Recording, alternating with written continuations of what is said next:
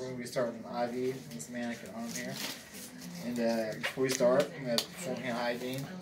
Don clean gloves because it's not a sterile procedure. Gloves on here. First thing I want to do is make sure I got all my supplies. So I got my saline lock and my IV start kit with my flush and my needle cap there. And next thing I'm going to do is I'm going to find my fluids. I'm going to make sure that they're the correct fluids the patient needs before we write some medication. And I'll make sure that they're not expired, they're not discolored, there's not any floaters in the tube. And then I'm going to hang it.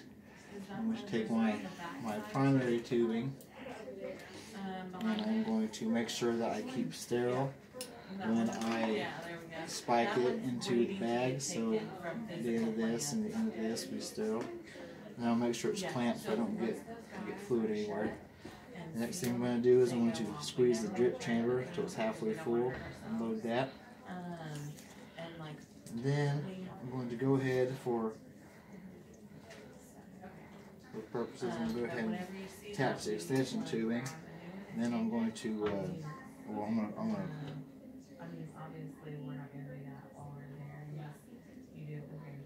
going to put some saline into the extension tubing first, and get any air as out of it.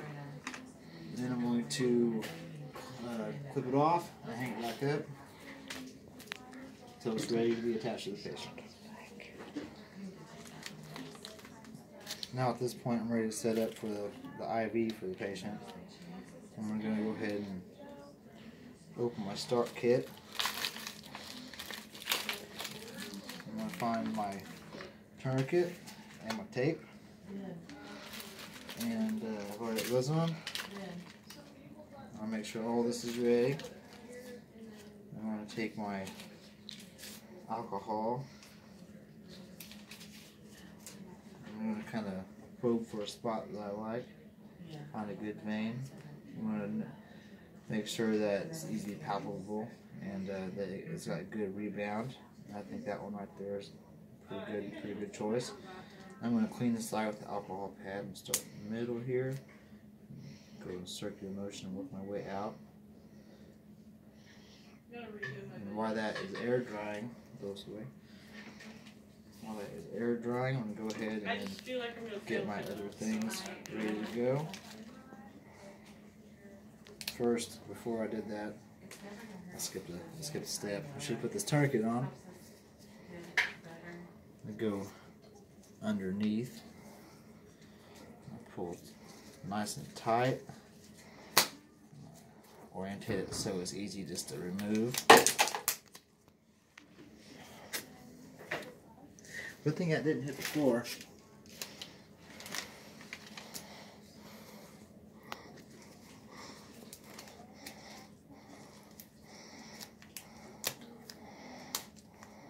Alright, that's on there real nice.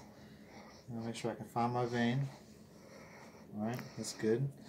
I'm going to clean it again. I'm going to let it air dry. And now I am ready for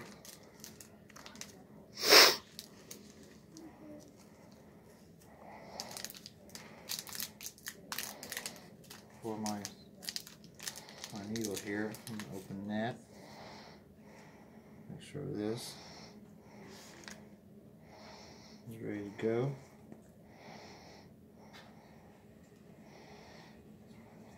Okay.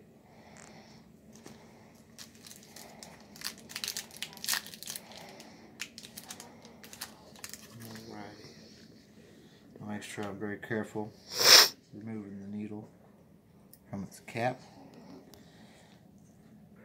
I'm going to make sure that my bevel on my needle is up before insertion. I'm going to make sure that I don't touch the site to contaminate. Then I'm going to go in at a 45-degree angle so I feel it going to the vein. And I'm going to put it flat against the skin so I get blood flash back. And then I'm going to take the needle out. I'm going to advance the catheter. I'll take that, And I'm going to attach my saline lock. I'm going to clean this hub first so that it's sterile before I put it in here. And I got this. This is already clamped. So after I do that, I remove this cap. And I'll also clean this with the alcohol wipe. Then I'm going to flush it. Open this. I'm going to pull my tourniquet off at this point. I'm going to flush, make sure that the blood goes through. And then at this point I'm going to occlude it back and remove my flush. Then at this point, and I'm not going to touch the hub with anything, I'm going to attach my primary tubing and my extension to my saline lock. And I'm going to clean my hubs, make sure that everything's sterile.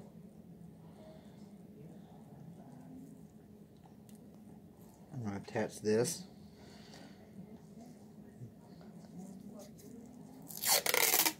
Before everything is turned on, I'm going to go ahead and secure my IV site with a little piece of tape beforehand. I'm going to make sure that I label my tubing with the flow rate, the time it was started, and the time that it's done. And then I'm going to get my start kit. I'm going to find my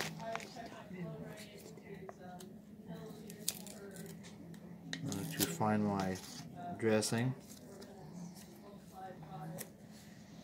to cover my dressing, and I'm not going to go over the hub.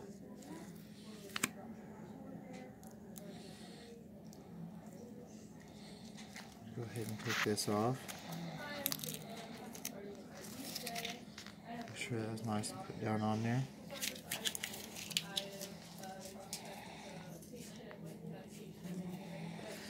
And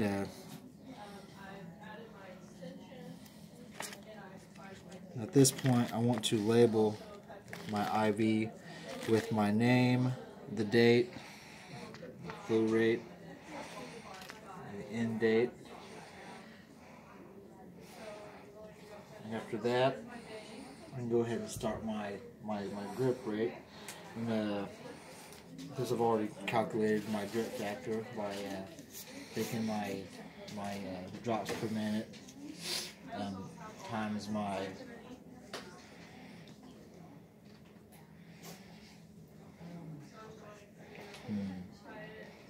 brain fart. Oh, my volume to infuse over an hour multiplied by drip factor divided by the minutes to get my drip factor. I'll do that. I'll go ahead and I'll open my saline lock, and then undo the roller clamp to the specific drip factor where it needs to be at, and now we've got running IV. To convert the saline lock, I'm going to close the IV.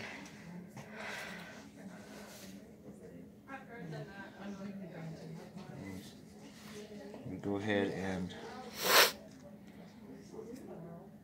include this.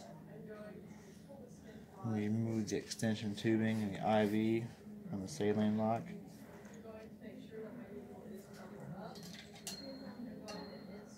And then you would clean off the port, and you would attach a new cap to it. And take wheel piece tape and secure it until you need it again. And when it comes time to DC, sometimes DC the IV. You're going to remove the tape that's holding it.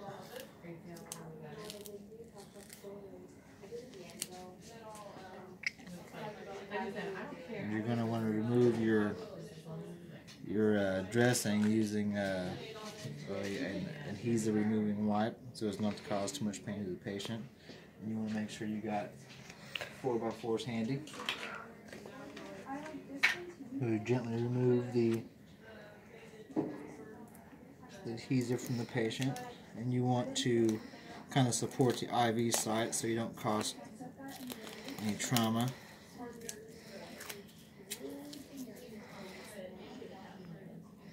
Remove this tape here gently. Remove the tape. Alright, at this point we take our